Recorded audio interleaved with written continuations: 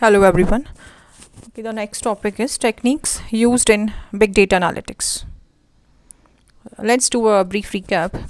So in the last few lectures we have seen what do we mean by the big data, what are the characteristics of big data. We also talked about the advantages and disadvantages of big data.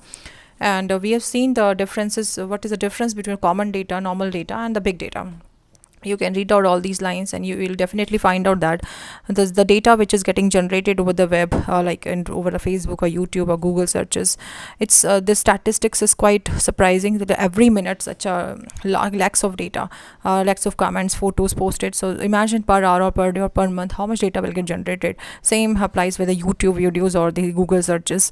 So having such a large amount of data is getting generated, so these are at the back end the servers have to have some strategy to tackle that data, to store the data. So this was a problem that we have already discussed. Fine, that this is one of the issue with associated with the big data, that such a large amount of data could be in petabytes or zettabytes, ottabytes, or much more. So all these units of data are getting generated per minute, per hour. So how to handle that? This is one of the aspect that people are still research is working. People are working on, and very good file systems have been designed, like one of their file system is Hadoop HDFS file system, which is a distributed file system which makes use of the processing or thus power of the storage part of multiple servers all together, working as a single coherent system. So many storages of various servers are utilized for having such kind of for storing such a data, like because standalone file systems like FAT32 and NTFS, which usually focused on which are basically installed in the single standalone PC, they are not capable to handle such a data. So the distributed computing, the power of distributed softwares are utilized for handling such data. Hadoop is one of the example of it. Fine. So this thing has already been discussed, that how a big data gets generated. Now the point is here, how this big data can be utilized for creating the business value or the business strategies. Fine. So how to create, how to use this big data for generating some business value. So this is basically what a data scientist done or business person does. He's performed some sort of statistical analysis on the data which is getting generated from here, and by forming the statistical analysis on the data, some important informations are derived through which the business can be benefited. So data science should have a knowledge of the domain, basically the business domain for the data belongs to. A statistical learning algorithm should be known, and the programming a good knowledge about programming, because using certain programming languages like R or Python, certain these statistical algorithms are designed, and they analyzes the data and generate some business value. Find some business rules can be derived. So this whole part is this whole thing is a part of basically data science. So a data science can be defined as a process of extracting useful information, basically knowledge, from data by using different algorithms and techniques. So basically whatever the data the system servers are are receiving each minute, each second, the data is a raw data, and by analyzing that data, extracting some important information can be extracted. This process of extracting useful information from the data is called as data science. Fine. For example, we have a habit of doing online shopping, and we usually targets our preferences are different. Some people usually buy something from the Amazon Prime or some Flipkart. So these third party servers, they are the companies are basically keeping all your browser history, all the data associated with individual's account, and creating some model or doing the analytics on the data of the certain specific user. And after doing the analytics, your preferences, your taste, your correspondingly the output can be generated. So you might have seen that whenever you are searching something, next time when you log in, then the system will automatically generate certain response that you could also buy this. This could also be your preferences based on your past history, and the similar another example is like If we are a regular customer, then they used to provide us coupons or codes over certain products which we used to buy on a regular basis. Doing all those things, coming out of with certain information is a very tedious task if it is done on a manual basis for individual user, because a user, there could be millions of users, fine. So doing it manually is a very difficult, and it's not possible to do it. So there has to be certain statistical learning. Statistical learning means the algorithms who analyzes all those statistics, fine, which is getting generated at the backend. For example, user A brought this product B over of certain rupees C, and then again or certain date, user A again brought the same product, let us say B, of certain pricing C. So similarly, such kind of data, or for example, some other information can also be statistical. Are the value of A, value of B, value of C could be a statistics. These statistics can be obtained for a number of uses as well. Analyzing all those things, coming out of with certain common rules or regulations, common policies which can be imposed over the system, so that the good revenue can be generated. So this is something called as extracting the useful information, deriving the useful information from the data. So the algorithms are used at the end, which are part of data science. Data sciences comprises various techniques of artificial intelligence, machine learning, deep learning, data mining. So all these are basically associated with each other. This is a superset. AI is a superset. AI contains AI concepts and some other algorithms. All those algorithms are again being like machine learning. AI can also use machine learning other than the AI concepts. Machine learning could again be deep learning is a subset of machine learning, and data mining is also one of the part of machine learning only. So deep learning is one of the subset of machine learning algorithms. Data mining is also one of the subset of machine learning algorithms, and all the machine learning algorithms are the part of AI algorithms.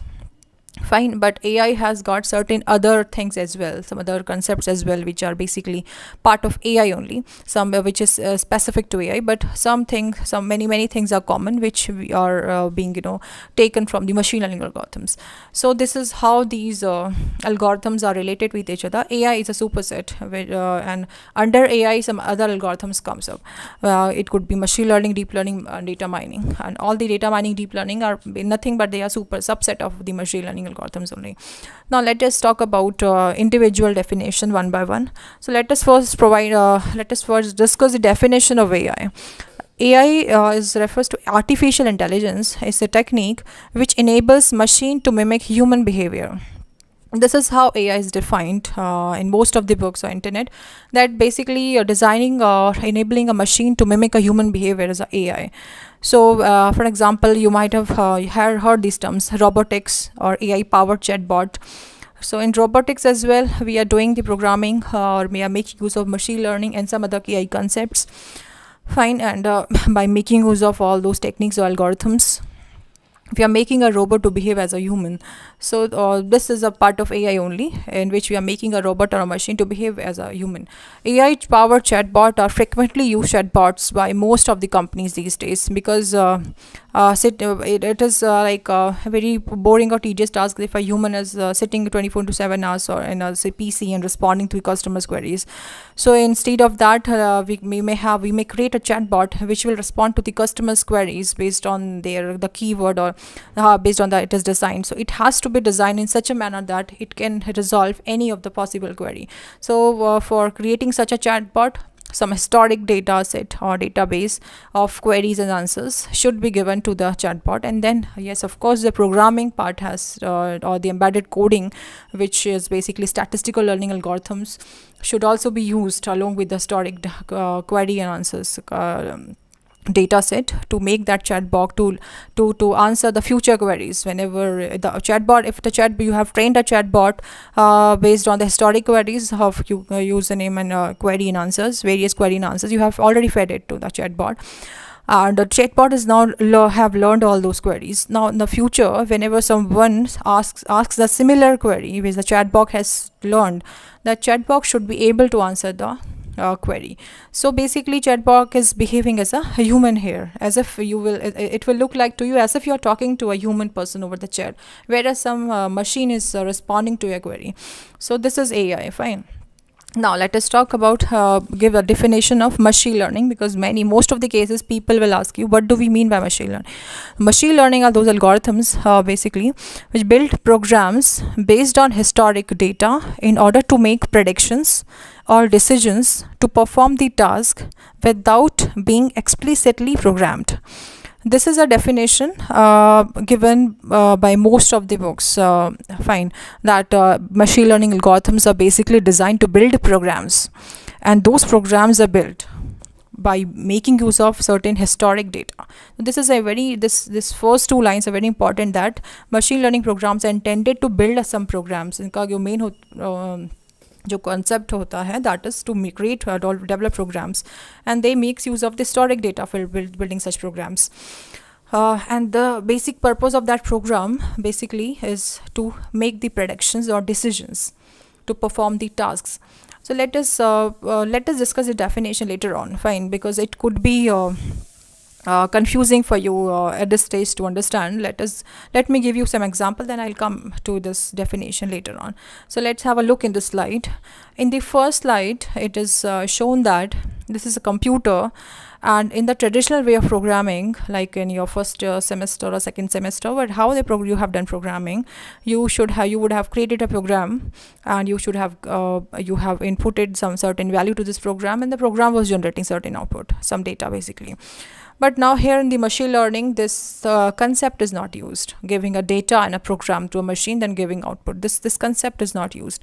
In the machine learning scenarios, the concept is like this. In a computer, you have to give the data, you have to give the output, and then the machine will produce the program for you. This program is basically termed as a model. In the machine learning terminology, this program is also called as a model. This program is also called as a function, which provides the relationship between the input value and output value. So this program can be termed as a function, or a program, or a model. Fine, you can name the output this thing, and you can provide any name to this. Fine, and technically this is called as model. Technically, basically, officially in machine learning, this is called as a program or a model. But unofficially, you can say this is basically just creating a function which is defining the relationship between the data and the output, input data and output. Fine. So this is the basically key concept behind this machine learning, and it is not the way of programming using in machine learning is not same. Like you might have written programs in C, so the methodology was like that, giving a data and a program and providing certain output. Here there's nothing, will not function like as if in machine learning. This machine will generate, the computer system is given certain code, and this code will receive the data and some output, and then this code will generate certain model, certain program which has the capability to perform some decision. Fine. So let us take an example. Let us say that you have certain data. This is a historic data. Now here this output in machine learning, this output is also called as historic data. Fine, this is also called as historic data. This is an input given to it, but this output is basically a historic data. Now let us understand this concept using this example of a diabetic patient's data. This is a historic data which is being basically a data of certain patients having diabetes, and these are the features or the specific attributes of this data. And the first is refers to PREG pregnancy, number of pregnancy. P, this is plasma value, this is pressure value, skin type, test, how many past tests have been performed, mass value, pedigree, now what is the age of patient, and the class. This class is not a attribute of this data. For example, this is not attribute. What do we mean by attribute? Attribute are nothing but the features which are used to describe this data. For example, if I talk about students data, the attribute or features could be like this: student's name, student's roll number, father name, mother name, email ID, phone number. This could be attribute or the features of a student's data. Similarly here, for describing a diabetic patient's data, these are the attributes being taken. These attributes are basically prescribed or designed by the doctor. This data is given is a part of data which is provided by certain medical research community, fine, where this attributes have already been given. And these are the attributes. Basically there are 1 2 3 4 5 6 7 8. There are 8 attributes of a diabetic patient's data, and the last 9th attribute is not is not defining the type this data. This last attribute is basically called as class, which is saying that if these are the values, if these were the values, that the patient was found to be diabetic, one means true, this patient was diabetic. If these were the values for the patient, these are 8 attribute values were these, then the patient was not found to be diabetic in the current test.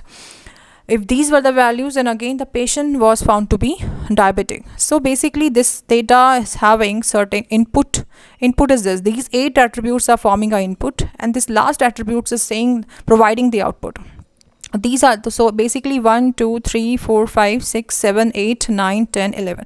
So these 11 inputs having 8 attributes, 8 sets having 8 values in the each set. So basically these 8 records having 8 attribute values are basically input data. Fine, leave the last column. Don't read the last column, only read the columns from 1 to n-1 here, 1 to 8. These are the input values of 11 patients, and for the input values, this is the output value. Basically if the input is this, then the patient was found to be diabetic. If the input was this, patient was found to be non-diabetic. This is the output value. So output value usually consists of only one value. Fine, but input value is a set of x values. So input value is usually denoted by capital X, which could be a set of n number of variables like small x1, x small x2, x small x3 up to x small xn. Whereas the output y is denoted by only small y variable, because there is only one value associated with the output. So this is a data, historic data, which consists of input values and output values. Fine. So now if I have to make basically if I require certain program which will generate the output, that if I provide some input, the program should be capable to provide me the answer that this person is a diabetic person, but the program has to learn all those things, all those values. So in machine learning, my main focus on my main target is to design certain is to develop certain program which will learn the input features, output feature, input feature, output feature, which will learn all those things in such a way that if the program at the end, if the program is provided certain input, it should be capable to generate the possible output without requiring the patient to undergo through the test, medical test. So basically by we are making use of computer science here, coding, basically machine learning or these techniques, so that some prediction can be done on before. Fine, if I have examined the patient for all these values, 1 to 8 values, if the patient has been examined for these values, then without asking the patient to undergo other tests at certain one level, I can use the computer science, or I can use a machine learning model which have been generated fine, by making use of this input and output values, the historic data which have already been generated by using the historic data. And this program or this model is capable now because it has been trained over this historic data and output. Now it is a trained model, and it knows that what if the output input is, this could be the output. This complete learning has already been done. This is the second aspect, that how the program is being trained, learning hoti kaise, how this system is trained for the input and output. This is the second aspect. Don't get confused here. This we will be discussing in the later classes, how this learning has happened, how this is possible to make the system learn all those historic data and output. Is the second aspect. But for now, just understand that it is possible for creating a program which is being trained over this input and output, and now this program or the model is capable, once it is trained, it is capable for this program to tell me, if this is the input is 10, what could be the possible outcome. If this is the input, what could be the possible outcome. Maybe this input is not seen by this program before. Fine, later on when the program is deployed in the real-time scenarios, then it might happen that the program may receive certain values for which it is not trained. Fine, so if the input has to be provided in the same format. for which it is trained. So if some input is provided, the program should be possible to should be capable to provide me the output. Fine. Similarly, I think for example, let us take another example. Let us say a very simple example. It's given here. Let us say these are the x values, input values. These are the y values, output values. What could be the possible value of y if at x equals to 10? So basically this kind of thing is expected at the time of deployment, when the model is already deployed, when the program is functional in the real-time scenario. So whereas in the learning phase, when the program being trained over this historic data, that time there was no 10 value. Fine. So the program don't know what is, if it is 10, then what should be the output. If this program is written using if-else conditions, not by using the machine learning algorithms, if you have designed a program but just by using the normal C program, using traditional way of programming, and there is no condition written for the x value 10, then if you are designing if-else conditions, it will not be possible for you to give the output. What would be the value of y if it is x equals 10? So, but by making use of another way of programming using machine learning, this prediction can be performed. The predicted value could be like this. Fine. So this is the beauty of machine learning or the AI or the data science, that even if the input has not been seen before, once the model or the once the system is designed, then it is possible for providing the values in a very accurate way.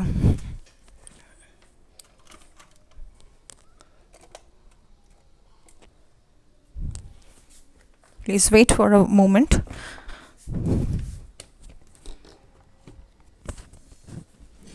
Okay, so fine.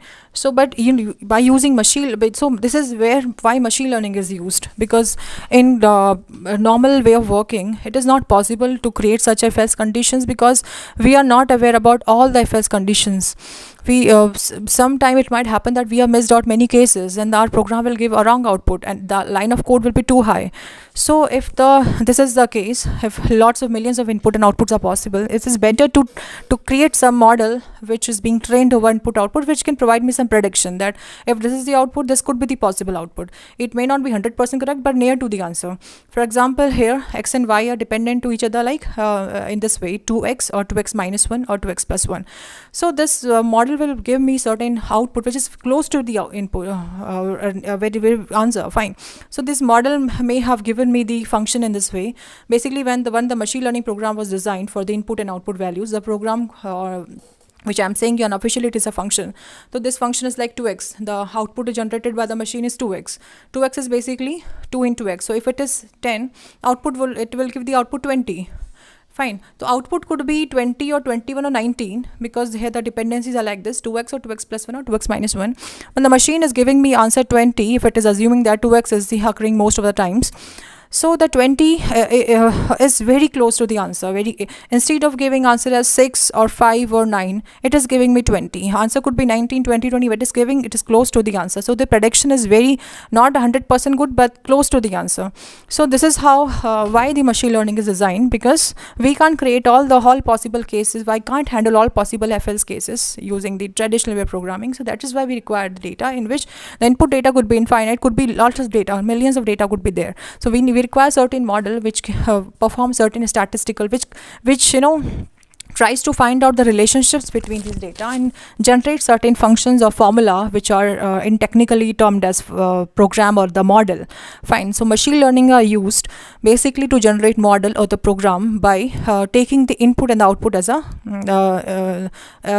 in the beginning, by taking the input and the historic data. Fine. The machine learning programs are designed to develop some model or the program. And why these are designed? Because like now read the definition. Basically they are designed to develop the programs based on the historic data. In order to make, historic data means input and output, in order to make the predictions, so that the future predictions can be generated on some unseen instance, on some unseen input value, the future predictions can be made. So these are the predictions are called as decisions.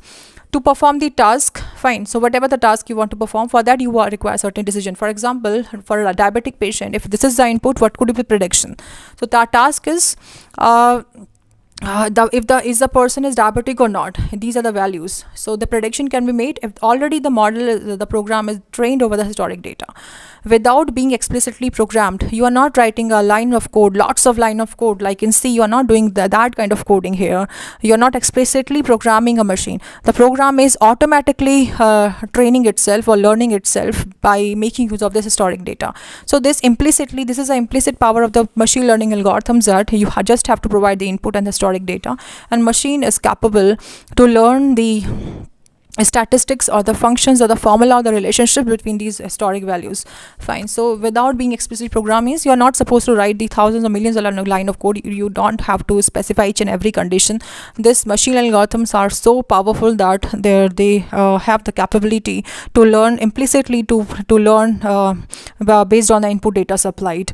Fine. So here you are explicitly programming in the traditional way of programming. Here the thing is explicitly programmed. Everything is designed. Every case, every if else, everything was designed. Here the explicit programming is not done. You yourself don't know what could be the possible case in future, what could be the possible query of a person, what could be the possible input feature values of the certain unknown person's diabetic data.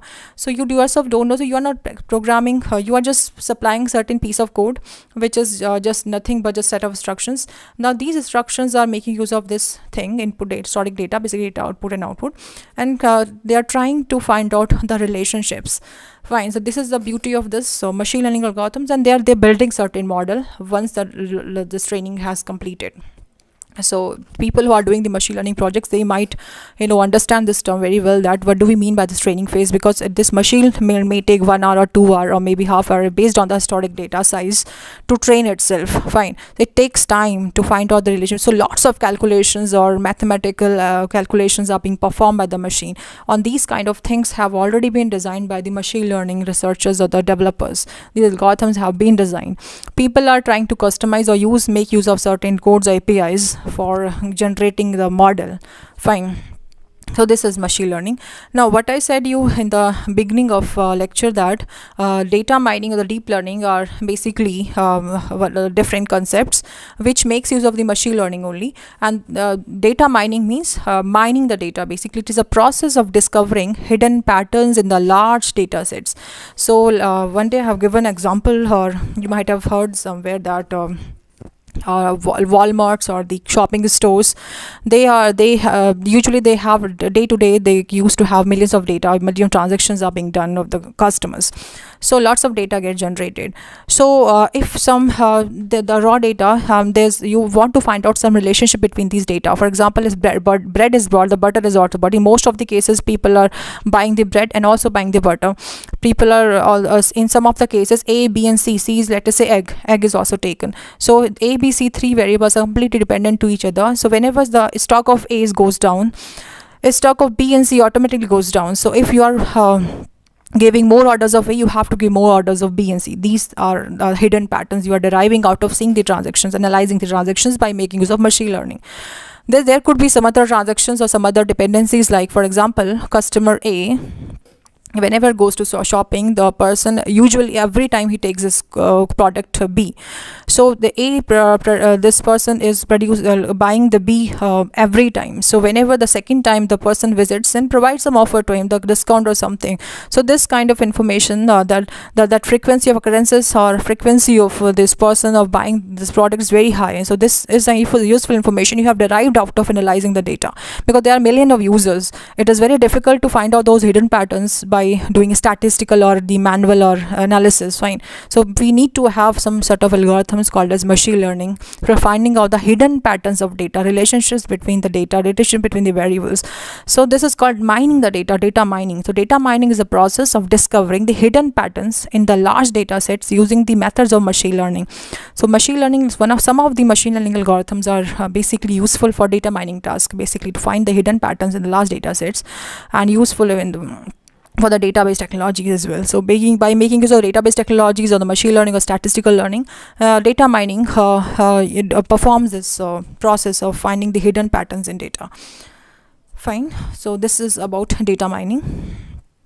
And data mining is very useful discoveries, very useful, possibly unexpected patterns and data derived, and non-trivial extraction of implicit, previously unknown, and potentially useful information from the data. So basically, non-trivial extraction from implicit and previously unknown, because before data mining you may not be aware about some of the patterns on data, but after applying the data mining algorithms, it is possible for you to derive some information. That useful information can be useful for you, for your business, for growing your business. For example, if you might have seen that if the customers provide usually the shopping malls or the Walmarts or shopping centers give some credit points for each shopping. Fine. So if your shopping points credit exceed certain this point, you can you receive them. You can buy certain product with respect to this so and so price. So this is one of the important information. Second is if I want to retain a customer for a longer period of time, I have to do the analytics on the data of the history of the past history of the person done over the last few years with me. So I can find out what could be the possible how can I retain the person, so that he will do the shopping through my website only. So providing the useful coupons, or providing the some other credits, or providing certain discounts or combo offers, or on specific accounts. Fine. So all this information is hidden, because in the database there are only statistical information in the database will not give you that this A and B are related, or this a customer A is buying A, B, C on so and so data. This analyzing the data and finding out the information. For example, if I have a database of the students, and in database there are lots of information related to each student. For example, their marks, their of individual subjects, semester wise marks, extracurricular marks, the projects they have done, and I want to find out the useful information that who are the brightest students, who are the people who have done the projects in so and so languages, or who are the people having the marks on an average marks below certain percentage, who's having the highest marks. List of students provide. So basically the information which is hidden, although I'm having the statistics which is belongs to individual student, but certain pattern is hidden, that is providing me the useful information. So by making use of the machine learning algorithms, lots of hidden patterns can be calculated. Some hidden patterns are of course possible to extract by making use of some other ways as well, like database technologies, but they are limited. Fine, you can find out some of the hidden pattern, but by making use of data mining algorithms, which makes use of machine learning algorithms only, by using the data mining concept, you can extract lots of hidden patterns of the data that will be useful for you for doing the further analysis for your business. It will be very helpful. That was data mining. And deep learning, in your syllabus it's written like deep learning, this technique should be known to you. That's why I'm giving you the differences and the definitions between the techniques. So you should also know that what do we mean by deep learning. So basically deep learning is a subset of machine learning, and which makes use of computation of multi-layer neural network. So basically this multi-layer neural network is one of the algorithm of machine learning. So the deep learning algorithms only focuses on the use of this multi-layer neural networks, the variance of various it derives lots of algorithms which are based on neural network only. So basically deep learning encompasses all those algorithms which uses neural network algorithm.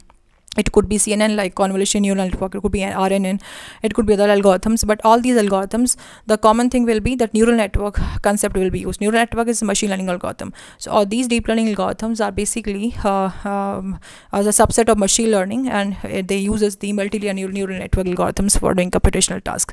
तो एक category मतलब उसको deep learning नाम दे दिया गया है. Fine. So it is a subset of machine learning only. So I hope that you got all those lectures, all the definitions. What do we mean deep learning? Don't confuse here. This is a algorithm name only. That's fine. There are many algorithms of machine learning. That decision tree is one algorithm. Naive Bayes is one algorithm. Neural network is one algorithm. SVM is one algorithm. So there are various algorithms in machine learning. So deep learning is making use of one of the algorithm machine learning, that is neural network. Fine, for building a model over the historic data, or for doing the classification or something. So machine learning can do classification, can find out hidden patterns, can analyze, can create the clusters as well. This is a new term, cluster, to you. So that I may introduce you in the last in your last unit, unit 5 or 2 minute cluster. But so far you just understand that classification and hidden pattern extraction. Classification I was doing in the big data diabetic patient, like if a patient is diabetic or not, this is classification, yes or no, yes or no, yes or no. But finding hidden patterns, like if a bread is brought, butter is also brought, A produces B, B is dependent on A. So such kind of relationships finding is a hidden pattern extraction. So machine learning has got all the features of doing classification or doing the hidden pattern extraction, but the specific features are named, fine. Like for example, hidden pattern extraction has been named as data mining, or using the neural network creating the models is called as deep learning, and rest of all the things are termed as machine learning. And if machine learning is also integrated with the AI features, then it is called as AI, fine. AI concepts, where the machine learning algorithms are used for making a machine to behave mimic as a human, these are called as AI. All these are part of data science. This is a brief overview of all the techniques. This is in your syllabus, fine. I hope that you got this lecture. Thank you so much.